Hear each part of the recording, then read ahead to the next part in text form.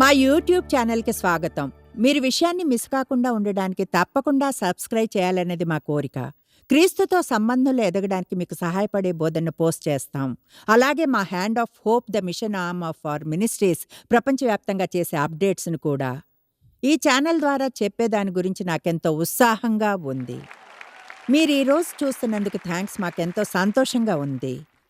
ఈరోజు మీతో చెప్పాలనుకుంటున్న విషయం నాకు తెలిసినంతవరకు ఇప్పటివరకు ఎన్నడూ ఇలా సరైన బోధనలా చేయలేదు. దీని గురించి నేను మాట్లాడడం జరిగింది. అవును, ప్రజలు చేసేలా ప్రోత్సహించాను. అయితే ఈరోజు మీతో వ్యక్తిగత ఎవాంజలిజంని గురించి మాట్లాడతాను. ప్రజలతో సువార్తను ఎలా పంచుకోవడానికి అందరికీ పిలుపు వచ్చిందో. మీ పేరు ముందు రెవరెండ్ అని ఉండాల్సిన అవసరం లేదు. యేసుని గురించి ఇతరులకు చెప్పడానికి పిలుపునిచ్చిన వ్యక్తి అయితే బహుశా ప్రజలు అతిగా ఒకదాని నుంచి మరొకదానికి వెళ్ళగలరు. ఒకటి ఎంత ధైర్యంగా ఉండగలరంటే అసలైతే విపరీతమైన ప్రవర్తనతో వాళ్లకు కనపడ్డవారు యేసుని ప్రేమించేలా చేయాలి అనుకుంటున్నారు. బహుశా అది గుర్తుంచుకోవాల్సిన మొదటి వాటిల్లో ఒకటి ఏమిటంటే ఆకలి లేని వారితో తినిపించలేమన్నది. ఆమేన్. సువార్తల్లో నేను గమనించాను ఏమనంటే యేసు ఎన్నడూ ప్రజలు ఆయన్ని హెల్ప్ చేయనివ్వమని వారిని అడుగుతూ తిరగలేదని, సహాయం కోరుకున్న వారికి ఎల్లప్పుడూ సహాయం చేశాడు. అందువలన మనం ఆ చివరి నుంచి కేవలం మనం ఎవరితో మాట్లాడుతున్నామో దాని గురించి సెన్సిటివ్గా ఉండకుండా, లేదా వారితో మనం మన విశ్వాసాన్ని ఎవరితో అయినా పంచుకోవడానికి భయపడేలానో చేయకూడదు. దేవుడు మనకు తెలుసా వేర్వేరు విధాలుగా వరాలు ఇస్తాడని నమ్ముతాను. అంటే నేను నిజంగా నమ్ముతానేమనంటే అది మనకున్న వేరే వరాల్లోలానే ఇవాంజలిజంలోనూ ఉందని.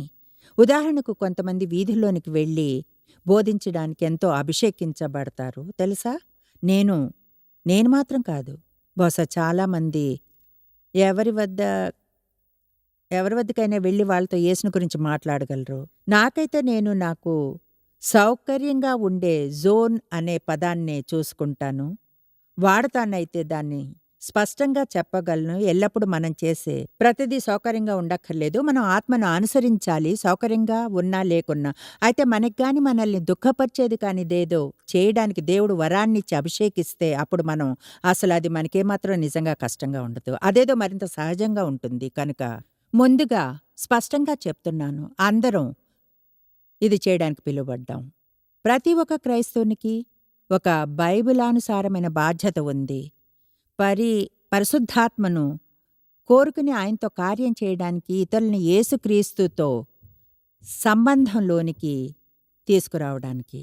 గొప్ప వచనాలు కూడా ఉన్నాయి. 2 కొరింథీ 5:18 సమస్తమును దేవుని వలన అయినవి, ఆయన మనల్ని క్రీస్తు ద్వారా తనతో సమాధాన పరుచుకొనును.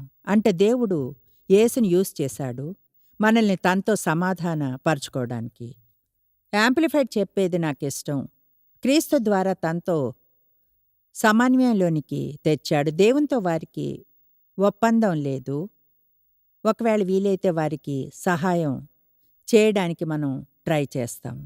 ఆ తర్వాత మాకు సమాధానపరచు పరిచర్యనిచ్చాను. దేని వినండి, ఎందుకంటే ఈ బోధనకి ఇది చాలా ముఖ్యమైంది. వాక్యము కార్యముతో ఇతరులను ఆయనతో సమన్వయంలోనికి తీసుకు రావడానికి. కనుక బహుశా రెండూ కలిసి పని చేయాలనుకుంటా. ప్రజలకు చెప్పడం ముఖ్యమే అనుకుంటాను, అయితే ప్రజలకు చూపించడం ముఖ్యం అనుకుంటాను. భూమి మీద మీరు అత్యంత మంచివారుగా ఉండవచ్చును, అయితే మీరు గాని అలా లేకుంటే క్రీస్తు మీ జీవితంలో కార్యం చేస్తున్నందువలన అప్పటికీ అది ఆ వ్యక్తిని యేసు వద్దకు నడిపించలేదు. మీరు మంచివారని అనుకోవచ్చు, అయితే అప్పటికీ అది వారిని ప్రభు వద్దకు నడిపించలేదు. అలాగే మీరు కలిసిన ప్రతి వారికి సువార్తను చెప్పగలిగే ధైర్యం మీకు ఉండవచ్చును. యేసు మీకు ఏం చేశాడన్న దాని గురించి వాళ్ళు ఎలా ఆయన్ని స్వీకరించాలో, అయితే మీ జీవితంలో దానికి ఆధారంగా సరైన కార్యాలు గాని లేకుంటే అది మరింత హీనంగా అవుతుంది. మీరు గాని అసలు ఏం చెప్పకుండా ఉన్నదానికంటే. బహుశా ఈనాడు మన సమాజంలో ఉన్న అతిపెద్ద సమస్యల్లో ఒకటి ఏమిటంటే క్రైస్తవులు చాలా విషయాల్లో బయటికి వెళ్ళి ఆత్మఫలాన్ని చూపించకపోవడమే. వాళ్ళు నమ్ముతామన్న దాని ప్రకారంగా ప్రవర్తించకపోవడమే. కనుక బహుశా అందుకనే దేవుడు తన ప్రజలను దాదాపు అన్ని చోట్లలోనూ ఉంచాడు. బహుశా ప్రతి ఫ్యాక్టరీలోనూ, ప్రతి ఒక్క షాపింగ్ సెంటర్‌లోనూ, ప్రతి ఆఫీస్‌లోనూ, ప్రతి స్కూల్‌లోనూ, ఈ అన్ని చోట్లలోనూ విశ్వాసులు ఉన్నారని నమ్ముతున్నాను. ఒకసారి దేవుడు చూపించినట్లు అనిపించింది. నా ప్రజలు అన్ని చోట్ల ఉన్నారైతే వాళ్ళు లైట్‌లను ఆన్ చేయాలి. కనుక మనం మన క్రిస్టియన్ ఆహ్, ఫ్రెండ్స్ వద్ద ధైర్యంగా ఉండి, ఆ తరువాత మామూలు ప్రజల దగ్గరకొచ్చేప్పటికి మరొకరిలా అయిపోకూడదు. కావున 20వ వచనంలో 2 కొరింథీ 5:20లో దేవుడు మా ద్వారా వేడుకొన్నట్లు మేము క్రీస్తుకు రాయబారులమై మీకది నచ్చలేదా?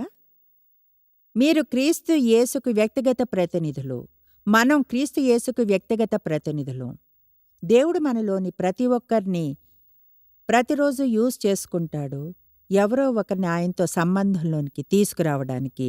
బహుశా అది ఎన్నో వేర్వేరు విధాలుగా చేయవచ్చును.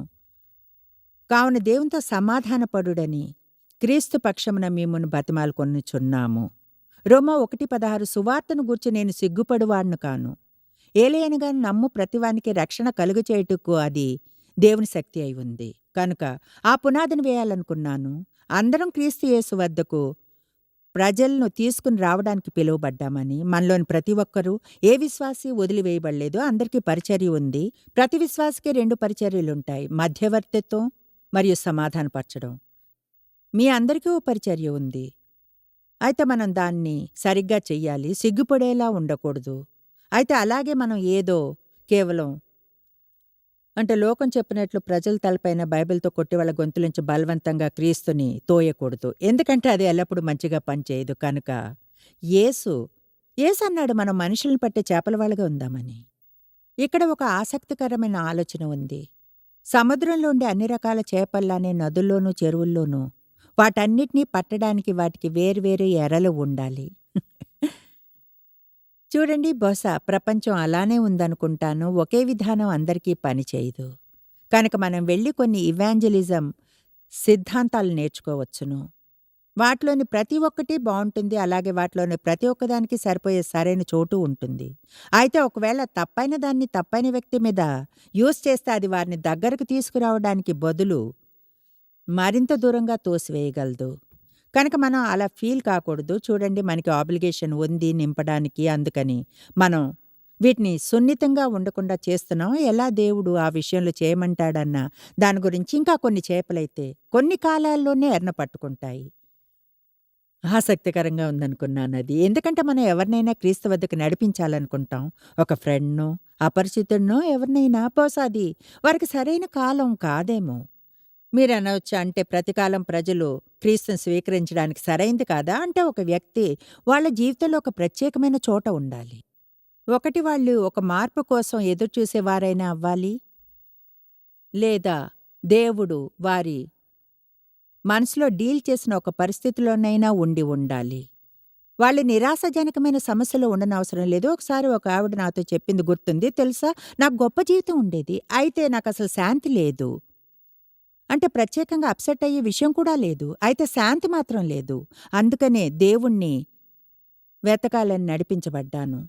తెలుసా, బయట ప్రపంచంలో అలాంటి ప్రజలు మిలియన్ల మంది ఉన్నారు. వాళ్ళకసలు శాంతి లేదు, సంతోషంగా లేరు. క్రైస్తవులు చేయగల వాటిల్లో ఒకటి ప్రతి క్రైస్తవుడు చేయగలడు. ప్రోగ్రాం చూసేవారు ఇక్కడున్నవారు ప్రతిరోజుని మనం సంకల్పం చేసుకుంటే బయటకు వెళ్ళి సంతోషంగా, శాంతంగా ఉండాలని. చూడండి, సంతోషంగా, శాంతంగా ఉండడం అదొక కొత్త అసైన్‌మెంట్.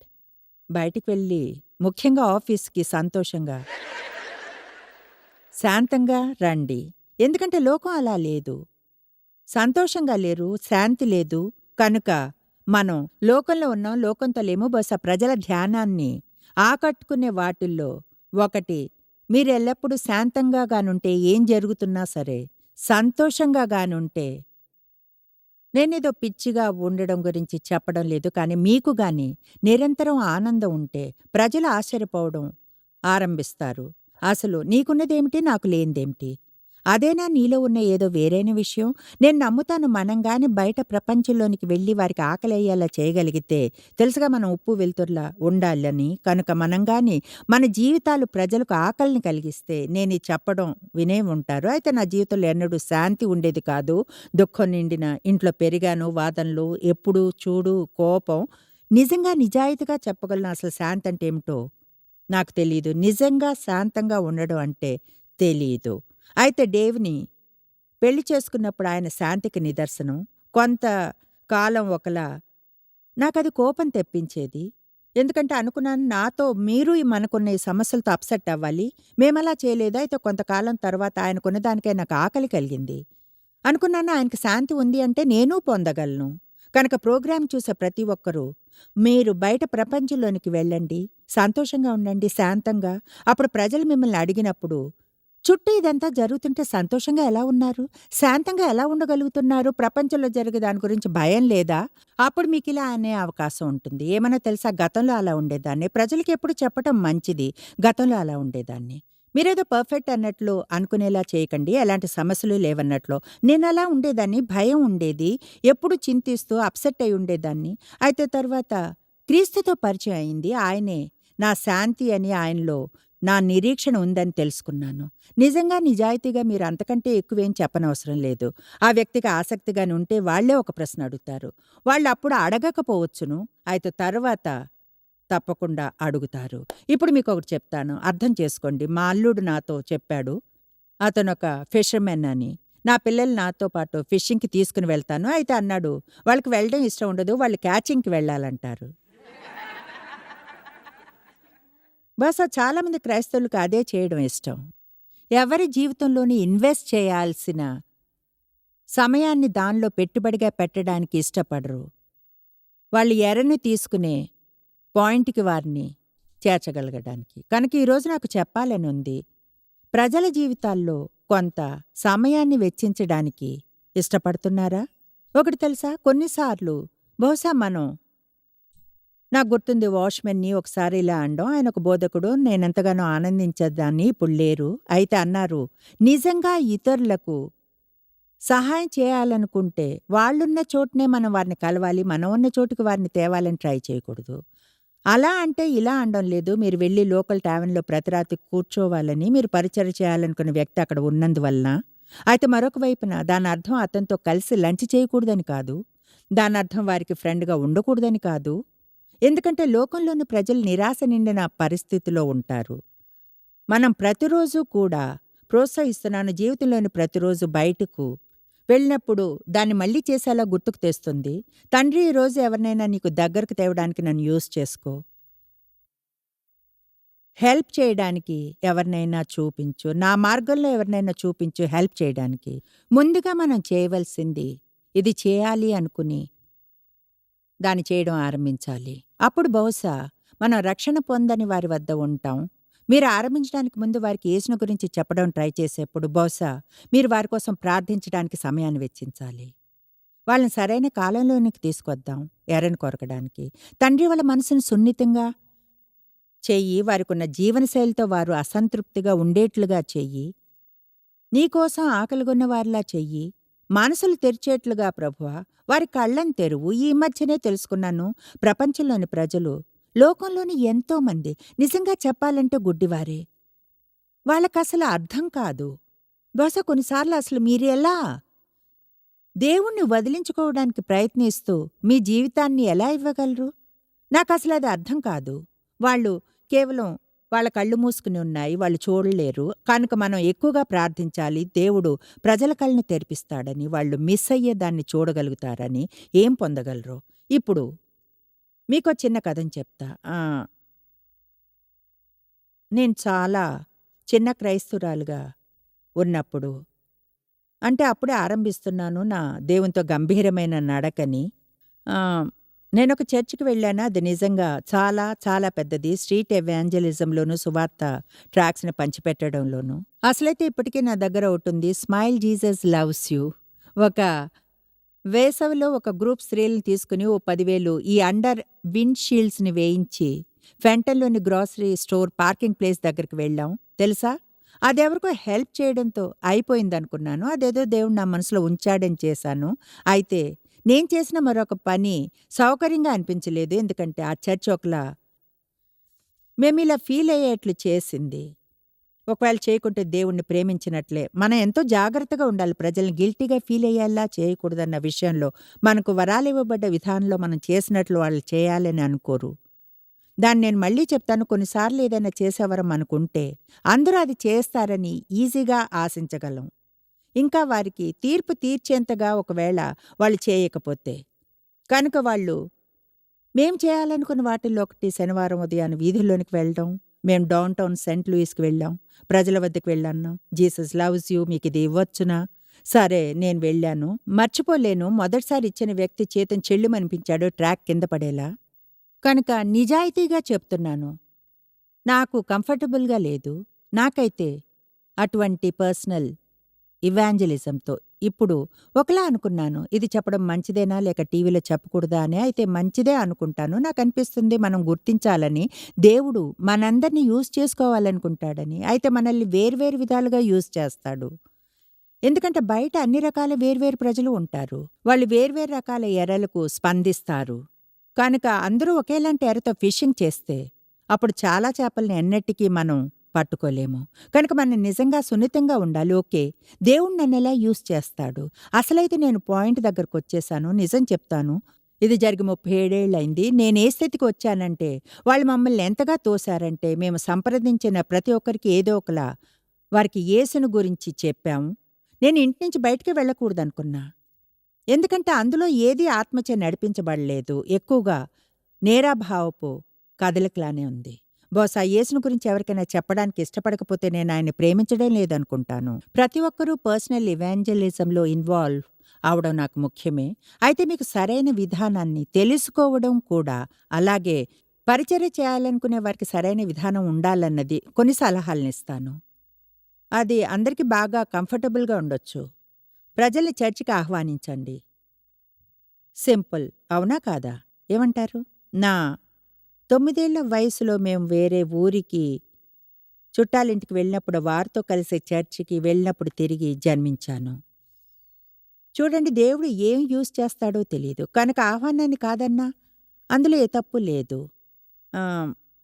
మీరు గాని బైబిల్ స్టడీ చిన్న గ్రూప్‌లో ఉంటే ప్రజల్ని ఆహ్వానించండి. తెలుసా, ఆ వాతావరణంలో ప్రజలు ఎంతో హాయిగా ఉంటారు. మీరు గాని నా సభలకొస్తే ఎవరినైనా రమ్మనండి.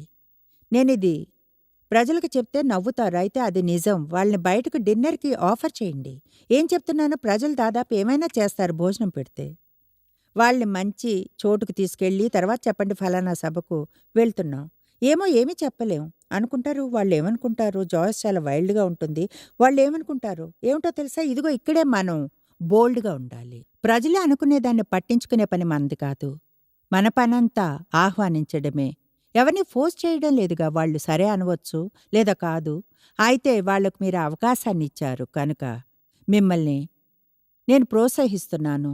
ఏదో విధంగా ఇన్వాల్వ్ అవ్వాలని. మీరు చేయగల ఇంకొకటి, బుక్లెట్స్‌ని ఉంచుకోండి.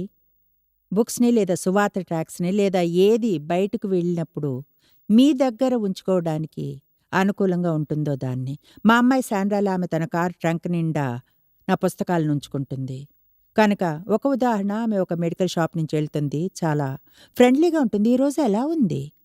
నాకైతే ఈరోజంత బాగోలేదు. ఒకలా బాగోలేనట్లుంది. చూడండి, మనం దీనికంటే ఎక్కువగా ఏదైనా చెప్పడానికి సిద్ధంగా ఉండాలి. అది ఘోరంగా ఉంది. ప్రజలు జవాబు చెప్తారు. కనుక ఇలా అనండి, ఓ వినడానికి కష్టంగా ఉంది, మీకోసం ప్రార్థిస్తా చేయండి. ఎవరితో అయినా మీకోసం ప్రార్థిస్తాను అని చెప్పడమే దేవుడు వారిని కేర్ తీసుకుంటున్నాడని ఆయన గురించి చెప్పడం అవుతుంది. లేదా విని బాధగా ఉంది, అయితే గుర్తుంచుకోండి దేవుడు ప్రేమిస్తున్నాడు. చూడండి, అలాంటి సింపుల్ విషయాలు. బహుశా అలాంటివి చేయడానికి మనం భయపడకూడదు అనుకుంటాను. ప్రజలు ఏమనుకుంటారన్న విషయం మన మార్గంలోకి వచ్చి పెద్ద సమస్య కాగలదైతే. ఎన్నోసార్లు ఆమె తిరిగి తన కారు దగ్గరకు వెళ్ళి నా బుక్స్‌లో ఒకటి తీసుకొస్తుంది. ఇప్పుడు ఆమెకు అవకాశం ఉంది. మా అమ్మ ఈ బుక్‌ని వ్రాసారు, మీరు ఆనందించగలరు. అయితే తెలుసా, మీరెలా అనగలరు? మా క్లోజ్ ఫ్రెండ్ ఒకరి బుక్‌ని వ్రాసారు, మీరు ఆనందించగలరు. ఫిషింగ్‌కి వెళ్ళడం మీకిష్టమేనా? లేక క్యాచింగ్‌కే వెళ్తారా? నాకైతే బహుశా ఇది నేనే. పర్సనల్ ఇవాంజలిజం చేయడానికి నాకైతే శ్రేష్టమైన విధానం ప్రజల ముందు నా జీవితాన్ని జీవించడం. భయపడకుండా ఉండడం లేదా వెనక్కి తగ్గకుండా నేనొక క్రిస్టియన్‌ని అని వాళ్ళకు తెలియచెప్పడం. మీరు నా వద్ద చాలా కాలం ఉండి దేవుణ్ణి ప్రేమిస్తున్నానని తెలియకుండా ఉండలేరు. ఎందుకంటే ఆయన గురించి కేవలం రోజూ సంభాషణల్లో మాట్లాడడమే కాదు. దాని గురించి ప్రే చేస్తాను లేదా ప్రార్థించాను. ఎంతో సంతోషంగా ఉన్నాను. నమ్మకాన్ని ఆయనలో ఉంచగలం. కేవలం చిన్న స్టేట్మెంట్లు. అవి మీరే. మనం గాని ఒకలా విత్తనాలను అలా విసరగలిగితే ప్రజలకు తెలుస్తుంది మీరెక్కడున్నారో. ఆ తరువాత వాళ్ళే చోట ఉన్నారో దానికి స్పందించండి. నేను వారికి ఏదైనా చెప్పడానికి వాళ్ళు సిద్ధంగా ఉన్నారా లేదా? వాళ్ళ మనసులు తెరుచుకోవడానికి ఇంకొంచెం ప్రార్థన చేయాలా? దేవుడు వారి మనసులను సున్నితంగా చేసేలా ప్రార్థించాలా? కొన్నిసార్లు మీరు ఎవరో విత్తిన విత్తనానికి నీరు పోస్తున్నారు. కొన్నిసార్లు మీరు విత్తనం ఎన్నడూ పంటను చూడలేరు. వేరే ఎవరో వచ్చి దానికి నీరు పోస్తారు. చివరికి దేవుడు పంటను తీసుకొస్తాడు. మనం చేయవలసిందంతా దేవుడు మనం చేయాలనుకున్నది చేయడానికి మనసును తెరిచి ఉంచడమే. ఈరోజు దీన్ని మత్తయి 5తో ముగిస్తాను. మీరు లోకమునకు వెలుగై ఉన్నారు. కొండ మీద ఉండు పట్టణము మరుగై ఉండనేరదు. మనుషులు దీపం వెలిగించి కుంచెము క్రింద పెట్టరు. కాని అది ఇంట నుండి వారికందరికీ వెలుగిచ్చుటకై దీపస్తంభము మీదనే పెట్టుదురు. కనుక ఆదివారం నాడు చర్చికి వెళ్ళి మీ లైట్ని ఆన్ చేయకండి. ఆ తర్వాత సోమవారం నాడు ఆఫీస్కి వెళ్ళి తలను దించుకుని ఏ బల్ల మీదనో పెట్టుకోకండి. ఎవరూ చూసి మీరు క్రిస్టియన్ కనుక మిమ్మల్ని విమర్శించకూడదు అనుకుని. మీ వెలుగు మనుషుల ముందు ప్రకాశింపనీయుడి. మనుషులు మీ సత్క్రియలను చూచి శ్రేష్ఠతను గొప్పతనమును చూచి పరలోకమునందున్న మీ తండ్రిని మహిమపరచునట్లు వారెదుట మీ వెలుగు ప్రకాశింపనీయుడి. నేనిదెప్పుడు బోధిస్తుంటాను. మంచి విధానం ఒకటి, ఒక పాపికి పరిచర్య చేయగలిగిన గొప్ప విధానం ఏమిటంటే వాళ్ళకేదైనా అవసరత ఉన్నప్పుడు చేయడం. ముఖ్యంగా ఒకవేళ వాళ్ళు మీ పట్ల కొంచెం అసభ్యంగా ప్రవర్తించినా, విమర్శించడం లేదా తీర్పు తీర్చిన వారైనా దీన్ని ఈ సందేశంలోనికి తెస్తాను. ఒక క్రైస్తవునిగా మనం ఎంతో గిల్టీగా ఉండే విషయాల్లో ఒకటి క్రైస్తవుల చుట్టూనే ఉండడం. ఎందుకంటే అది సౌకర్యంగా ఉంటుంది. ఎన్నడూ ఒక అవిశ్వాసికి పరిచర్య చేసే అవసరం రాకుండా ఉండేలా, ఎందుకంటే మన జీవితాల్లో వాళ్ళు అంతగా లేరు కూడా. మనం మన చిన్న క్రిస్టియన్ కల్చర్‌తో ఉండడం చాలా ఈజీనే. మన క్రైస్తవ భాషతో, పుస్తకాలతో, సీడీలతో, ఫ్రెండ్స్‌తోనూ, క్రిస్టియన్ మ్యూజిక్‌తోనూ ఆ రాజ్యం నుంచి ఎన్నడూ బయటకు రాకుండా. పాస్టర్ మైక్, మా స్టాఫ్ పాస్టర్ ఒకసారి చెప్పింది నాకు నచ్చింది. ఆయన ఎలా అంటే, ఆయన రెగ్యులర్ బేసిస్‌లో పనిచేస్తారన్నారు. ఇంటి వద్ద పని చేయకపోవడానికి ఏమైనా కారణం ఉందా? ఆయన అన్నారు, కావాలనే జిమ్‌కి వెళ్తాను. నేను అవిశ్వాసులతో కలిసి ఉండే కొన్ని చోట్ల అదొకటి కనుక. నాకది నచ్చింది. అలాగే ఆయన చేసే వేరే కొన్ని పనులు, వాటిని గురించి చెప్పను. ఆయన సంకల్పంతో వాళ్ళ దగ్గరికెళ్తారు. అదే సేవను అందించే ఒక క్రైస్తవుడిని ఎంచుకోవడానికి బదులుగా ఆయన సంకల్పంతో వారి దగ్గరికెళ్తారు. ఎందుకంటే దేవునికి ఆయన అవసరమైతే యూజ్ చేసుకోవడానికి అందుబాటులో ఉండేలా. ఈ మధ్యనే ఆయన చెప్పారు, నా మనసులో దేవుడు ఈ ఏడాది ఎక్కువ మంది అపరిచితులను ప్రేమించమని ఉంచాడు. నేనన్నాను, చెప్పినందుకు సంతోషం. నేనింకా నా ఫ్రెండ్స్ మీదే వర్క్ చేస్తున్నా. జోక్ చేస్తున్నాను. అయితే క్రైస్తవులంగా మనం ఎంతోమంది క్రైస్తవుల చుట్టూనే ఉంటూ ఉంటాం కనుక మనకు అవిశ్వాసులకు పరిచర్య చేసే ఛాన్స్ రాదు. ఈ వచనంతో ముగిస్తాం. మత్తయి 9. ఇంతకుముందు వచనంతో ముగిస్తా అన్నాను, నిజం చెప్పలేదు. మత్తయి 9:10 ఇంటిలో భోజనమునకు యేసు కూర్చుని ఉండగా, ఇదిగో సుంకరులను పాపులను అనేకులు వచ్చి ఆయన వద్దను ఆయన శిష్యుల వద్దను కూర్చుండ్రి. ఊహించగలరా ఆ సమయంలోని ధార్మిక ప్రజలు ఎలా స్పందించుంటారో? ఆయన భోజనాన్ని కూర్చుని ఉండగా, ఇక్కడ ముఖ్యంగా ఈ పాపులందరూ వచ్చి ఆయన పక్కన కూర్చోవడం, ఆయన వాళ్ళని ఆహ్వానించడం, ఏదో వాళ్ళంతా భూమి మీదున్న మంచివారన్నట్లుగా. పరిసయ్యులు అది చూచి, మీ బోధకుడు సుంకరులతోనూ పాపులతోనూ కలిసి ఎందుకు భోజనం చేయుచున్నాడని శిష్యులను అడిగిరి. ఆయన మాట విని, రోగులకే గాని ఆరోగ్యము గలవారికి వైద్యుడు అక్కర్లేదు కదా అని బదులిచ్చెను. ఒకటి చెప్పనా, ఇంట్లో ప్రోగ్రాంని చూసేవారు, ఇక్కడున్నవారు, దేవుడు మనల్ని యూజ్ చేసుకునేలా సిద్ధంగా ఉందాం. నేను ఊహించలేను కూడా ఏమవుతుందో ఒకవేళ ఒక క్రైస్తవుడు గాని ప్రతిరోజు ఇంటి నుంచి బయటకు వెళ్ళేప్పుడు ఇలా అంటే, దేవా ఈరోజు నా మార్గంలో ఎవరినైనా చూపించు. వారిని నీ వద్దకు నడిపించడానికి నన్ను యూజ్ చేసుకో.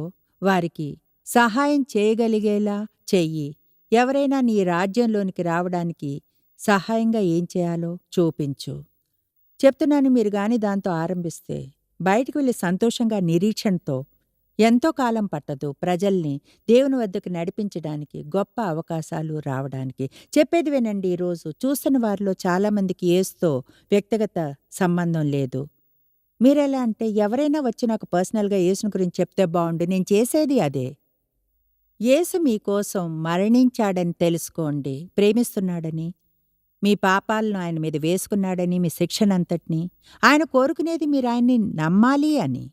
పాపపు జీవితానికి దూరంగా వెళ్ళి ఆయన ఎవరని అంటున్నాడో ఆయనేనని మీరు విశ్వసించండి. మీతో కలిసి ప్రార్థన చేస్తాను. స్క్రీన్ మీద ఒక నంబర్ వస్తుంది, ఫోన్ చేయండి. మరింత ప్రార్థన కొరకు, మరిన్ని వివరాలకు, వివరణలకు మీరు ఫోన్ చేస్తే నేను వ్రాసిన ఒక చిన్న పుస్తకాన్ని ఇస్తాం, a new way of living. దాన్ని ఈరోజు మీకు గిఫ్ట్గా ఉచితంగా ఇస్తాం. కనుక క్రీస్తుని ఇప్పుడే రక్షకునిగా స్వీకరించాలనుకుంటే నేను చెప్పిన తర్వాత ఈ సింపుల్ ప్రేయర్ని చెప్పండి. తండ్రి దేవా, నిన్ను ప్రేమిస్తున్నా. యేసు, నిన్ను నమ్ముతున్నాను. నువ్వు కావాలి. నేనొక పాపిని. గతంలో జీవించిన విధానానికి సారీ. పాపానికి దూరమై నీ వద్దకు వస్తాను. నేనొక క్రిస్టియన్‌గా ఉండాలి. క్రీస్తు అనుచరునిగా ఉండాలి. నిన్ను స్వీకరిస్తున్నాను యేసు. విశ్వాసంతో అడుగుతున్నాను, ఎలా ఉన్నానో అలా తీసుకుని ఎలా ఉండాలో అలా అవ్వడానికి సహాయం చేయి. ఆమేన్. మీరు అనవచ్చు, అది అంత సింపులా అని. అవును, నిజంగా అది అంత సింపుల్. ఇప్పుడు మీరు గాని ముందే క్రైస్తవులైతే, చాలామంది క్రైస్తవులే, మీరు కొంత ఎక్విప్మెంట్‌ని పొందే అవకాశాన్ని ఇస్తున్నాం. God bless you. మీ జీవితం కొరకు అద్భుతమైన పథకం ఉంది. మా యూట్యూబ్ ఛానల్‌కు స్వాగతం. ఈ మీడియం ద్వారా మీకు సమాచారాన్ని అందివ్వగలుగుతున్నందుకు మాకెంతో ఉత్సాహంగా ఉంది. అంతేకాదు, మిమ్మల్ని ప్రోత్సహించగలుగుతున్నాం. మా సభల్లోని కొంత భాగాన్ని చూపించడానికి, ప్రపంచవ్యాప్తంగా వేర్వేరు కార్యాల్లో పాలు పంచుకోవడాన్ని, అలాగే ప్రజల అవసరతలను తీర్చడం ఎంతో అద్భుతంగా ఉంటుంది. మీరా అవసరతలను ఎలా తీరుస్తున్నామో చూస్తే, అలాగే మీ పరిస్థితుల్లోనూ ప్రోత్సహించడానికి యూట్యూబ్ ద్వారా మీకు కొంత మెటీరియల్ లభ్యమవుతుంది. ప్రత్యేకంగా మీకోసం మేము సిద్ధం చేశాం. దాన్ని మీరు మరింత బోధన ద్వారా ఆనందించగలరు. అలాగే గతంలోని వాటి వలన మాకు మీరంటే ఎంతో ప్రేమని తెలుసుకోండి. సబ్స్క్రైబ్ చేయండి. మా కమ్యూనిటీలో భాగం అవ్వండి. ఈ ఛానల్ ద్వారా దేవుడు మీతో మాట్లాడాలనుకుంటున్న దాని గురించి ఎదురు చూస్తున్నాం. మీరు ఎన్నడూ తెలుసుకోలేనంతగా జాయిస్ మేర్ మినిస్ట్రీస్లో మీరు మాకెంతో ముఖ్యం. మిమ్మల్ని అభినందిస్తున్నాం. మా ప్రపంచ వ్యాప్తపు మినిస్ట్రీ సాధ్య అయ్యేలా చేసే మా ఫ్రెండ్స్ మరియు పార్ట్నర్స్ కి థ్యాంక్స్. అందరూ కలిసి ఆకలిగొన్న వారికి భోజనం పెడుతున్నాం, బీదలకు బట్టలిస్తున్నాం, సువార్తను దేశాలకు చాటుతున్నాం. మమ్మల్ని కాంటాక్ట్ చేయండి లేదా joycemeer.org ఈ రోజే విజిట్ చేయండి. మీ ప్రార్థన విన్నపాలను కొరకు, అలాగే మరిన్ని సాధనాలను గురించి తెలుసుకోండి. జాయిస్ మేర్ షెడ్యూల్ ని చూసి భాగస్వామిలో భాగమవ్వండి, క్రీస్తు ప్రేమను ప్రపంచమంతటా పంచుకోవడానికి.